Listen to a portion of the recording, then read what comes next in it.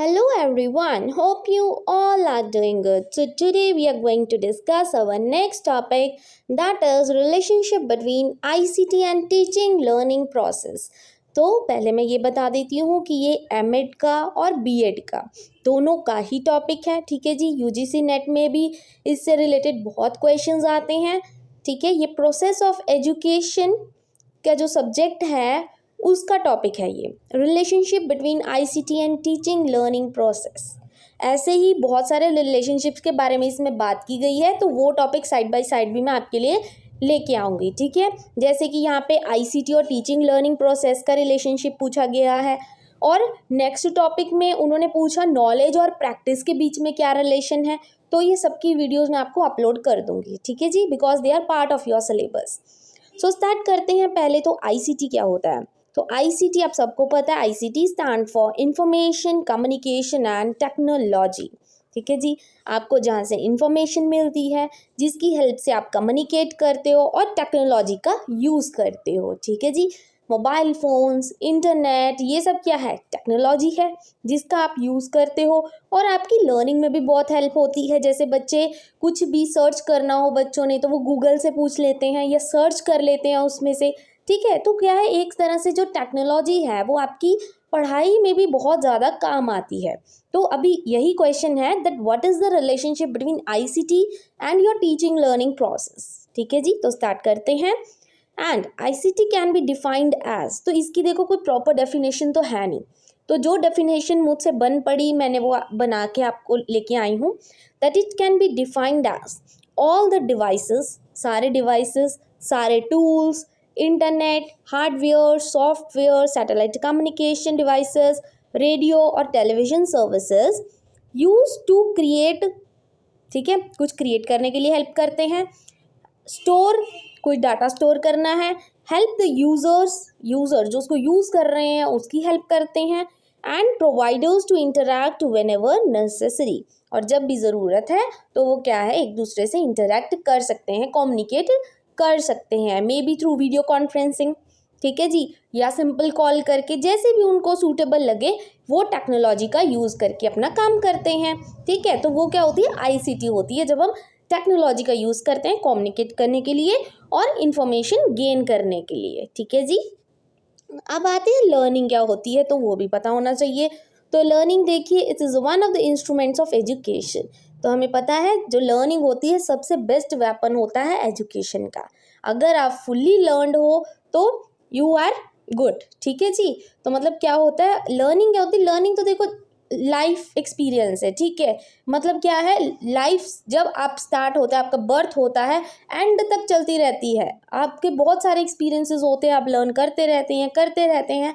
तो ये क्या है, एक बहुत इंपॉर्टेंट वेपन है एक तरह से। अगर आपने सोसाइटी को चेंज करना है, उनके माइंड्स को चेंज करना है, learning is outcome of teaching, right, कि कैसा आपको टीच किया गया है वैसे ही आप लर्न करोगे।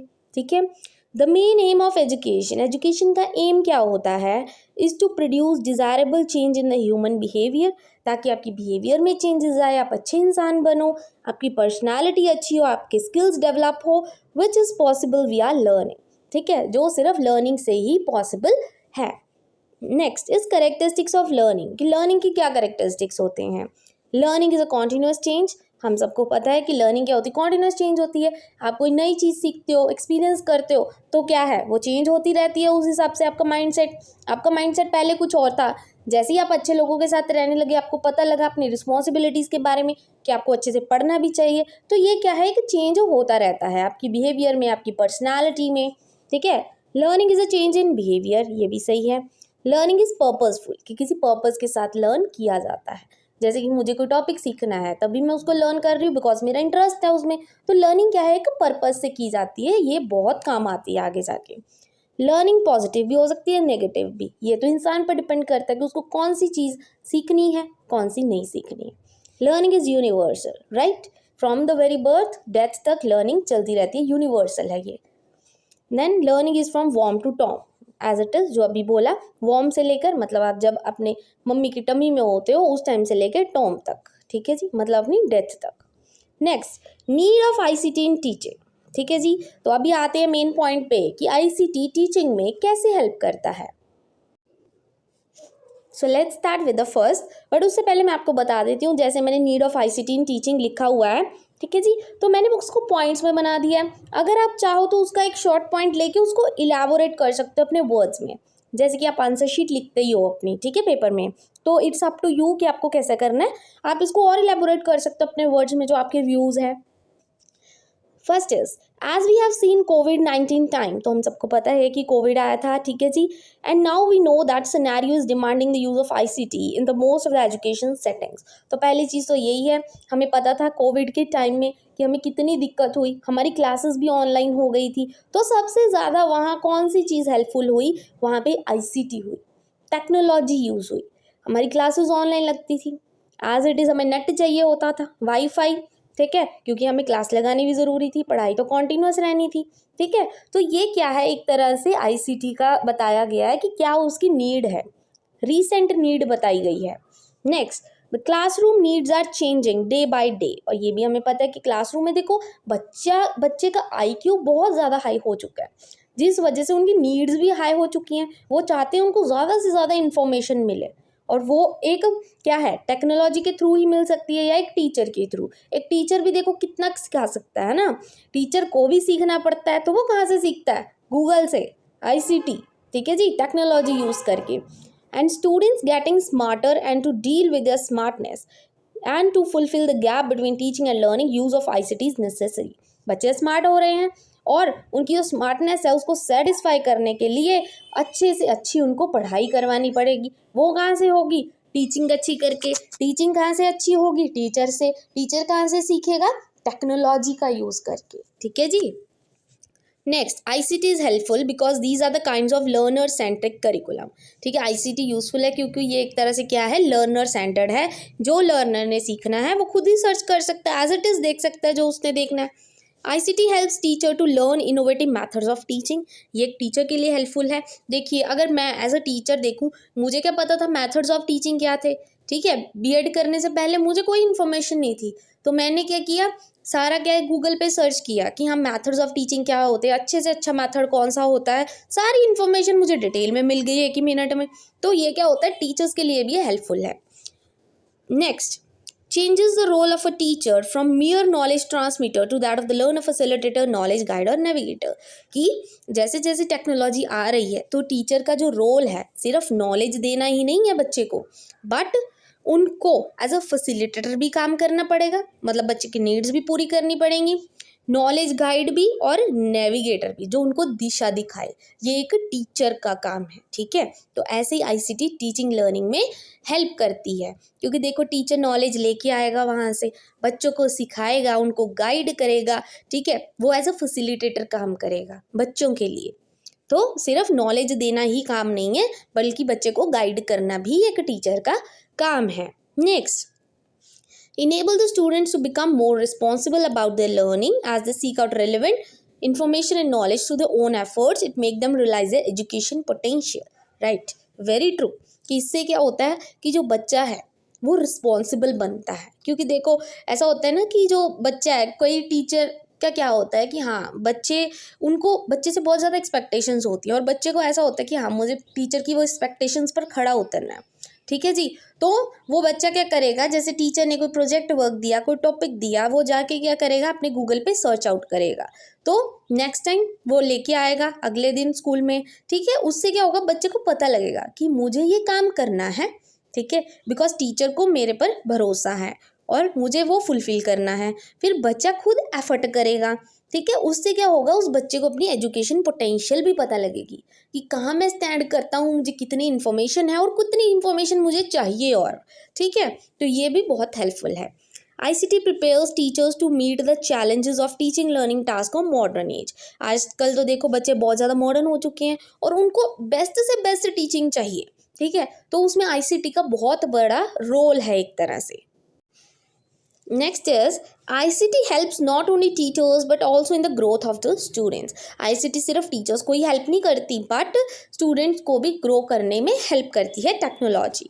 Improves engagement and knowledge retention, right. ज़्यादा देर तक क्या होता है, बच्चे के माइंड में वो नॉलेज रिटेन रहती है, ठीक है, उनके दिमाग में ही रहती है बहुत ज़्यादा टाइम तक. जब बच्चा खुद वो चीज़ देखेगा, ठीक है, उसके सामने सुनेगा उस चीज़ को, तो ज़्यादा देर तक दिमाग में रहेगी as compare to only bookish knowledge.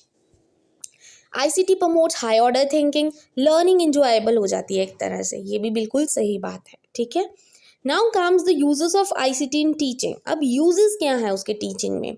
Easily accessible होता है, ठीक है जी.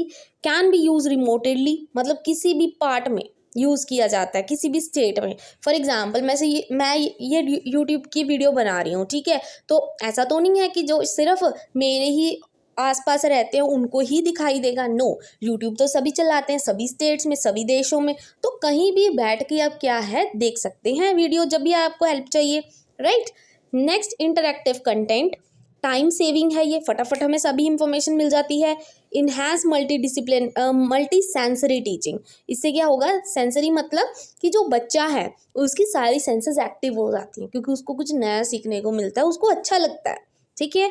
Next, can assess numerous books digitally, कोई भी बुक्स है कई बार हमें प्रोवाइडेड नहीं होती, ठीक है, हमें बुक्स नहीं मिलती, कई बार स्कूल से ही लेट हो जाती है, ठीक है, तो हम क्या कर सकते हैं, डिजिटली बुक, ई बुक जो होती है ना, वो हम फ़ोन पे भी निकाल सकते हैं, निकल जाती है ना आजकल सारी PDF की फॉर्म में एक पूरी बुक आ जाती है, ठीक है, तो वो भी हम कर सकते हैं. Helps to manage students, parents, teachers and school management में हेल्प करती है. Useful for differently abled childrens and individuals, इस सब के लिए क्या है, हेल्पफुल है.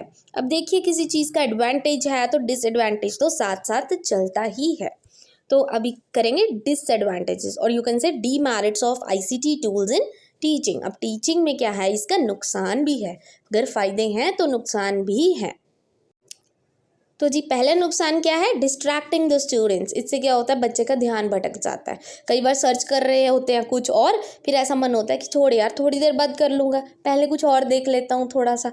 होता है ना, जब भी हम व्हाट्सएप खोलते हैं, रियल लाइफ एग्जाम्पल बता रही हूँ, जैसे कि कभी भी कोई मैसेज आता है हमारे, चाहे स्कूल ग्रुप में आए कहीं भी आए, तो क्या होता है एकदम से ऐसा होता है कि हाँ इस इंसान ने स्टेटस डाला, पहले इसका स्टेटस चेक कर लेती हूँ. यही होता है ना, दिमाग मतलब भटक जाता है आपका. तो ये क्या है, एक तरह से डिसएडवांटेज है उस बच्चे के लिए. कॉस्ट मनी, पैसा तो लगता ही है. देखो नेट डालना, कईयों की ऐसा होता है कि जैसे COVID-19 अभी आया, ठीक है, बहुत सारी प्रॉब्लम्स आई, देखो मनी इश्यूज भी आए उन लोगों के लिए जो बिजनेसमैन्स हैं, उनको भी कहीं ना कहीं लॉस हुआ है. तो क्या है, नेट भी ज़रूरी है, कईयों के घर पे वाईफाई नहीं होता, ठीक है, तो ये क्या है, एक तरह से मनी तो देखो लगता ही है. कईयों के पास इतना भी पैसा नहीं होता, बेचारे क्या करें, उनके पास फ़ोन भी नहीं होता, ठीक है, क्लासेस लगाना तो चलो दूर की बात है, फ़ोन भी नहीं होता. तो बच्चों के लिए पेरेंट्स क्या करते हैं कि अभी क्लासेस लगानी ज़रूरी है. कुछ पेरेंट्स ने तो स्पेशल फ़ोन खरीदे उस टाइम पे, जबकि उनके पास इतना था भी नहीं. मतलब क्या है, ये एक तरह से कॉस्टली हो गई ये चीज़, ठीक है. Increase the loss of jobs, सही बात है, जॉब्स में भी जैसे हम एज ए टीचर जाते हैं, ठीक है, कई बार हमारे हाथ में फ़ोन होता है, बच्चे क्या करते हैं, बच्चे अपना पढ़ने लग जाते हैं, हम उनको टॉपिक दे देते हैं और हम क्या करते हैं, खुद फ़ोन पे लग जाते हैं. तो इससे क्या होता है, वो जॉब से निकलेगा ही ना. Increase the loss of jobs. Then leakage of personal information, कोई भी पर्सनल इन्फॉर्मेशन हो फटाफट लीक हो जाती है 2 मिनट. जैसे कि हम किसी ग्रुप में खड़े हैं, हमारी कोई बात हो रही है तीसरे बंदे के बारे में, तो क्या है, वो फटाफट उसको मैसेज करेगा, भाई ये तेरे बारे में ऐसा बोल रहा है, ठीक है जी, 2 मिनट में उस तक इन्फॉर्मेशन पहुंच जाती है. ये रियल लाइफ एग्जांपल्स दे रही हूँ आपको. Then removes children from opportunities for socialisation, right. बच्चा देखो पहले क्या होता था, सारे बच्चे क्या करते थे, बाहर जाके इकट्ठे होकर खेलते थे, बट अभी क्या है, फ़ोन में लगे रहते हैं, PUBG खेलते हैं, फ्री फायर खेलते हैं, उनको पता ही नहीं कि बाहर की दुनिया क्या है. सोशलाइजेशन तो बिल्कुल ही नहीं है, ठीक है. Next, misleading and misguiding information, सही है. देखो ये तो डिपेंड करता है पर्सन पे कि उसने उस चीज़ को चलाना कैसे है, बट कई बार क्या होता है, वो जो फ़ोन है बहुत सारी मिसगाइडिंग इन्फॉर्मेशंस भी देता है. Then risk of cyber attacks, ये तो सिंपल है, हैकिंग वगैरह हो जाती है आपके इंस्टा की, फेसबुक की, then a risk to the traditional book and hand writing material, ये भी सही है। सभी क्या करते हैं, टाइपिंग करके अपना जो भी है प्रोजेक्ट वगैरह ख़त्म कर लेते हैं कि फटाफट काम हो जाएगा, कौन इतना लिखेगा। ठीक है, स्कूल के प्रोजेक्ट भी मिलते हैं, कई बच्चे क्या करते हैं फाइल बनाने की चक्कर में कि कौन इतना लिखेगा, टाइपिंग ही करवा लेते हैं फटाफट। ठीक है, मिस यूज़ ऑफ टेक्नोलॉजी, कई मिस यूज़ करते हैं उस टेक्नोलॉजी का। Then the last is criminals, marketers can easily get information from the students when they are online. कई बच्चे होते हैं, अब उनको क्या पता कि क्या चल रहा है, उनको तो बस ओके ओके नेक्स्ट दबा दो, चलो ख़त्म करो। कईयों को नई इन्फॉर्मेशन होती, और उससे क्या होता है आगे जाके सारी अकाउंट की इन्फॉर्मेशन या कुछ भी है बैंक अकाउंट तक ज्वाइन कर लेते हैं, वो हैकर्स होते हैं। आप सबको पता ही होगा, क्राइम्स आजकल बहुत बढ़ गए हैं ऑनलाइन। ठीक है, तो ये सब क्या है, उसके डिसएडवांटेजेस है ICT के। और अगर आपको वीडियो अच्छी लगी हो then please don't forget to like and subscribe my channel.